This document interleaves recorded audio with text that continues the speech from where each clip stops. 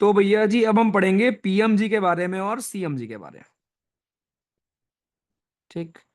PMG हमारे क्या होते हैं और आपके सीएमजी क्या होते हैं, वेरी वेरी इजी टॉपिक। ठीक है। बहुत ही आसान प्रोमैक्स चीज है जो आप यहां पर देखने वाले हैं। पूरी लाइब्रेरी में रात में अकेले पढ़ने का मजा ही कुछ और है। ग्रेट दोस्त। God bless you. चलो ठीक है। सो भाई सीएम और पीएम के बारे में अब देखो, अभी जो आपने देखा है दोस्तों, और यहीं पर आज हम पढ़ेंगे भी वाइस प्रेसिडेंट के बारे में भी आप पढ़ोगे। ठीक है। पहले सीएम पीएम पढ़ लेते हैं भाइयों, उसके बाद फिर हम आएंगे वाइस प्रेसिडेंट के बारे में। तो सीएमजी और पीएमजी हमारे क्या है दोस्तों। अभी आपने देखा था आर्टिकल 52 में आपको मेंशन मिलता है।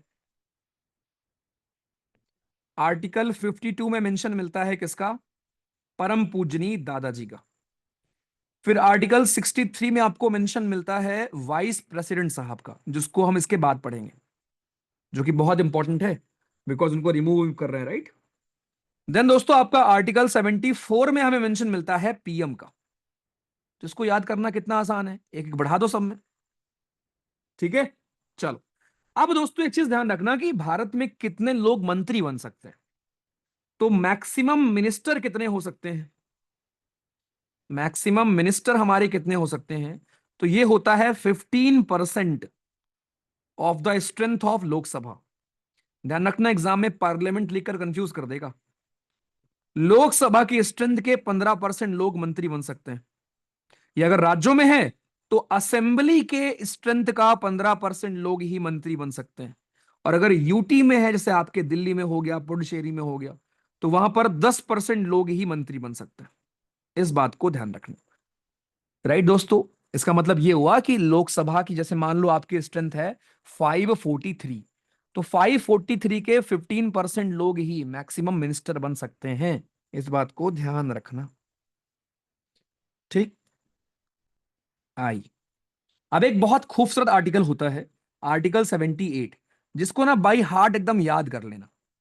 देखो हमारे देश में आपको पता है कि नाम के लिए प्रेसिडेंट साहब राजा हैं, लेकिन रियल बॉस पीएम होते हैं। ये सरकार होती है, गवर्नमेंट होती है। तो ये चीज ध्यान रखना कि सरकार या पीएम को प्रेसिडेंट को कम्युनिकेट करना पड़ता है कि काम क्या हो रहा है। Okay. The PM has to communicate president की बेसिकली हमारा कामकाज क्या चल रहा है। ठीक है जी। और ये चीज मेंशन है आपके आर्टिकल 78 में, ध्यान रखिएगा। आर्टिकल 78 में दोस्तों आपका मेंशन है ये पूरा कामकाज। चलो जी आज अब हमारे पास पार्लियामेंट्री सिस्टम है दोस्तों सरकार का। चलो सब लोग एक काम करो, मुझे दो दो तीन तीन फीचर बताओ आप उसके, यूनिटरी सिस्टम ऑफ गवर्नमेंट के और फेडरल सिस्टम के, जल्दी। कि फेडरल सिस्टम क्या होता है और यूनिटरी क्या होता है, देखते हैं कितना आता है।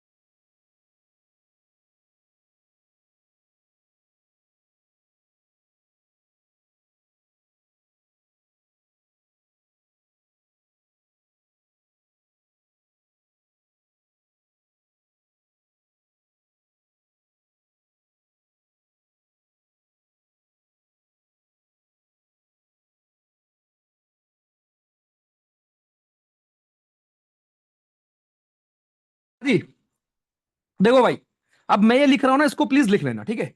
आपके यहाँ कौन कौन से फीचर होते हैं, देखो एक चीज दोस्तों, पहले बात समझ लो। एक चीज होती है हमारे यहां पर डिवीजन ऑफ पावर, एक होती है डिवीजन ऑफ पावर, और दूसरी होती है separation of power. Separation of power. So division of power and separation of power. देखो भाई, जितनी चीजें मैं आपको ये पढ़ा रहा हूं ना, पॉलिटी ऐसा सब्जेक्ट है कि आप ऐसे हर चीज एक फ्लो में नहीं पढ़ सकते हो, बहुत सारी चीजें लिंक करके पढ़ानी पड़ती हैं। इसलिए हर एक चीज नोट करना और समझना ध्यान से। दोस्तों भारत में दो चीजें आपको मिलेंगी, डिवीजन ऑफ पावर और पावर का बंटवारा, और separation of power. Separation of power का मतलब यह होता है भाइयों कि भारत में अलग अलग पावर है, जो आपने कल देखा था कि लेजिस्लेचर अलग पावर है, एग्जीक्यूटिव के पास आपकी अलग पावर है, साथ में जुडिशरी के पास अलग पावर है। ठीक। डिवीजन ऑफ पावर का मतलब यह होता है भाई कि आपके सेवेंथ शेड्यूल में अलग अलग लिस्ट है। सेवेंथ शेड्यूल में भाइयों you will find union list, हमारे पास स्टेट लिस्ट है, हमारे पास कंकरेंट लिस्ट है। तो इस लिस्ट में मेंशन है कि राज्य की सरकार किस पर रूल बना सकती है, केंद्र की सरकार किस पर रूल बना सकती है, और कंकरेंट का मतलब होता है दोनों किस पर रूल बना सकते हैं। और ये बातें आपके आर्टिकल 246 में मेंशन।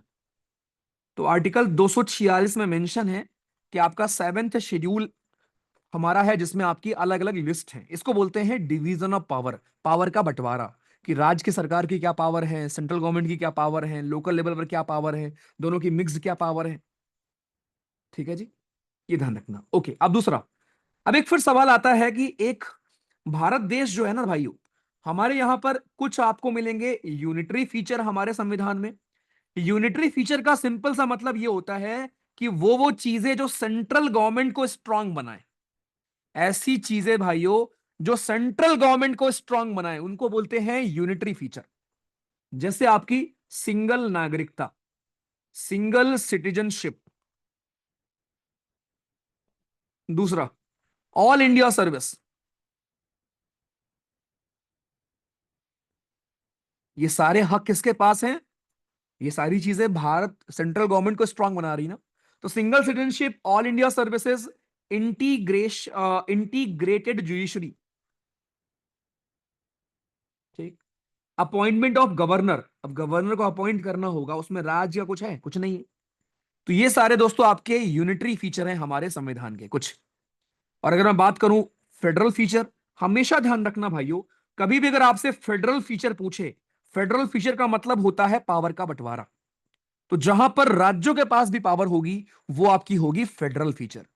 जैसे आपका हो गया रिटन कॉन्स्टिट्यूशन, कि भारत का संविधान लिखित है, रिटन कॉन्स्टिट्यूशन।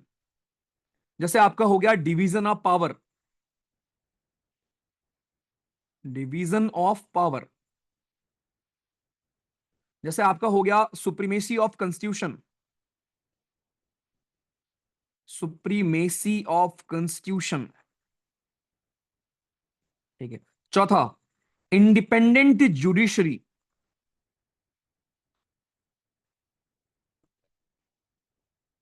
ठीक। पांचवा, रिजिड कॉन्स्टिट्यूशन।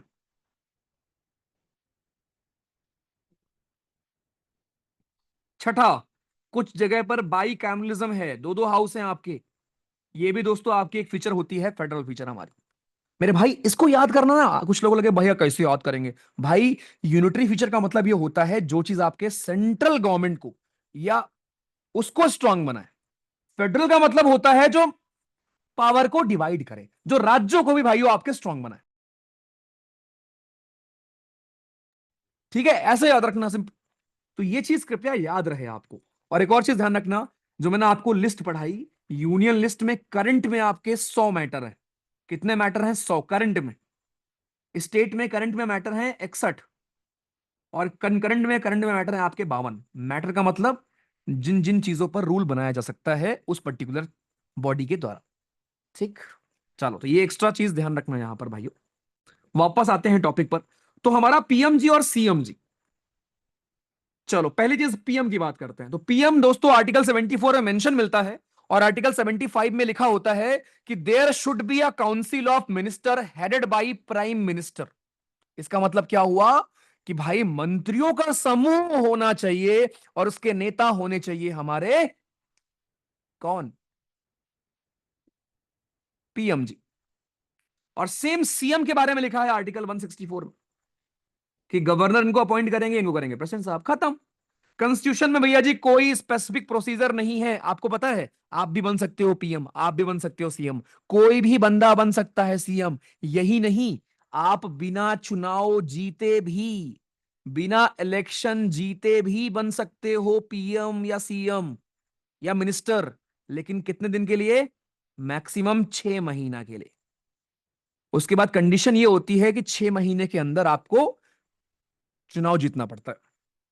जैसे मान लो आप चुनाव लड़े, चुनाव हार गए, अब क्या होगा? अब कुछ नहीं होगा, आपको बना दिया पीएम मैंने। तो 6 महीने के अंदर आपको चुनाव कहीं और से जीतना पड़ेगा भाई, हाउस में आना पड़ेगा आपको। ठीक है, ये कंडीशन आपकी होती है। आज दूसरा, अगर मान लो किसी पार्टी को क्लियर मेजोरिटी नहीं है तो उस केस में डिस्क्रिशन होता है पीएम और गवर्नर के पास कि वो जो सबसे बड़ी पार्टी होती है उसके नेता को बुलाते हैं और उसको बना सकते हैं। यहां देखो, जब पीएम या सीएम की डेथ हो जाती है तो इस केस में प्रेसिडेंट साहब और गवर्नर साहब अपने मन से किसी को चूज कर लेते हैं। कॉन्स्टिट्यूशनली पीएम और सीएम में be a member of any of the two houses of a parliament या स्टेट लेजिस्लेचर। एक बहुत कॉमन डाउट होता है बच्चों को कि भैया क्या पीएम खाली लोकसभा के होंगे क्या? नहीं, पीएम दोस्तों लोकसभा से भी हो सकते हैं एंड राज्यसभा से भी हो सकते हैं। सेम सीएम, सीएम आपके राज्य की असेंबली से भी हो सकते हैं और जिन राज्यों में काउंसिल है, जिन राज्यों में बाई कैमरल है, वहां से भी हो सकते हैं। कितने राज्यों में बाई कैमरल है? 2 हाउस हैं, 6 राज्यों में। बस ये देखो, कोई ऐसा व्यक्ति जो बन गया, जैसे आपने देखा होगा ममता बनर्जी सीएम थी, चुनाव नहीं लड़ी थी, फिर भी सीएम बन गई। उसके बाद उनको कहीं से 6 महीने के अंदर चुनाव लड़ाया गया, कहीं पर किसी को करके। ठीक है, तो ये कंडीशन होती है। टर्म क्या होता है ध्यान रखना, पीएम या सीएम का टर्म फिक्स नहीं होता। ये तब तक रहते हैं आपके जब तक मेजोरिटी होती है सरकार के पास। जिस दिन सरकार के पास से मेजोरिटी चली गई उस दिन टाटा हो गया, बाय बाय हो गया। उस दिन टाटा बाय बाय हो जाएगा। तो मतलब 5 साल नॉर्मली सरकार चलती है लेकिन टर्म फिक्स नहीं है। टर्म फिक्स क्यों नहीं है? क्योंकि भैया जी आपको ये देखना पड़ेगा कि भाई अगर सरकार के पास नंबर नहीं होंगे, सरकार के पास मेजोरिटी नहीं होगी, तो भाई बाय बाय जाओ। ये एक चीज यहां पे होती। नेक्स्ट, सैलरी इनकी डिटरमाइन करेंगे आपके हमारे कौन? पार्लियामेंट और स्टेट के आपके हमारे। सोचो मतलब कितना आसान है, इनको खुद की सैलरी खुद डिसाइड करनी है। इन्हीं यही नहीं, इवन एमपी भी अपनी सैलरी खुद डिसाइड करते हैं। मतलब इससे अच्छा कुछ है कोई नौकरी? है ना, इससे अच्छी कोई नौकरी नहीं है भाई कि अपनी सैलरी खुद डिसाइड कर लो। कि क्या लग रहा है गाइज, हम लोग बहुत मेहनत करते हैं, हाँ करते हैं करते हैं करते हैं। क्या कह रहे हो? सैलरी डबल कर दिया जाए, कर दिया जाए, कर दिया जाए, सभी party I think I have it have it have it ऐसे करके आपका बिल पास होता है। पास हो गया बिल। राइट, आ जाओ। पावर और फंक्शन क्या है जो आप जानते हो कि भैया जी हेड होते हैं आपके मिनिस्टर्स के। प्राइम मिनिस्टर का मतलब क्या होता है? हेड होते हैं। पावर ही पावर है, यानी जितना आप रियल पावर अगर आप देखोगे तो इन्हीं के पास है। प्रेसिडेंट साहब तो नाम के हैं, उनको बस कुछ करना है नहीं। ठीक है, सारी पावर इन्हीं के पास। ठीक, जो भी मिनिस्टर बनेंगे इन्हीं की मर्जी से बनते हैं। बनाते हैं दादाजी, नो डाउट, लेकिन दादाजी को पूछता कौन है उसके बाद? ठीक है, दादाजी को कौनो नहीं पूछता। रियल पावर इनके पास होती है। आइए, बस खत्म। ये एक ट्रिक है, ऑल्दो ये हर जगह काम नहीं करती। बट अगर काम कर जाए तो अच्छी बात है। एक ट्रिक दोस्तों यहां पर मैं आपको बताइए जिससे आप ये जान सकते हो कि कौन हमारे आर्टिकल याद करने का ट्रिक। अच्छा, अभी तक देखो आपको बहुत सारे आर्टिकल याद हो चुके होंगे, है ना? आपको आर्टिकल 1 से 4 याद हो चुका होगा। आपको आर्टिकल 368 अच्छे से याद है। आपको आर्टिकल 52 अच्छे से याद है।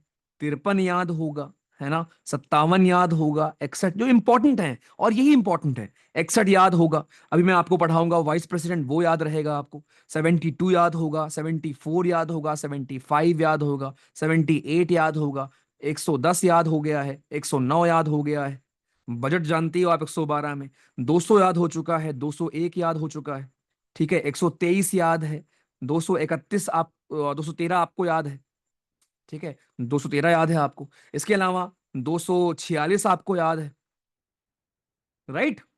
तो ऐसे ही ना, ट्रस्ट मी, आपको मैं इतने अभी तुम्हारे याद हो गए भाई। अभी तो हम पार्लियामेंट पढ़ना बाकी है हमारा। तो इसकी टेंशन तुम मत लो भाई, इसके लिए मैं हूं कि आप खुद जब बैठकर सोचोगे आपको लगेगा वाह यार मुझे तो आर्टिकल बहुत सारे आते हैं, और इसी में से कोई एक आर्टिकल आपसे पूछ लेगा, राइट। नॉर्मली एग्जामिनर क्या करेगा पता है, आपसे आर्टिकल पूछेगा, उससे पंचायत से आपसे पूछेगा पंचायत में रिजर्वेशन का आर्टिकल कौन सा है, उसका जवाब होगा 243D। वो मैं आपको पढ़ा दूंगा आगे जाके। तो जो इंपॉर्टेंट आर्टिकल्स होंगे, रिलैक्स, उसके लिए मैं हूं यार। खत्म भैया जी। तो पीएम और सीएम के बारे में कुछ खास होता नहीं है, ठीक है, कि उनके बारे में आप कुछ पढ़ो, बस ध्यान रखना कितने मिनिस्टर हो सकते हैं, एंड इनमें डिफरेंस, यूनिटरी फीचर क्या है आपका और फेडरल फीचर हमारे क्या है। चलो भैया जी, अब जरा हम आते हैं परम पूजनी छोटे दादाजी के पास।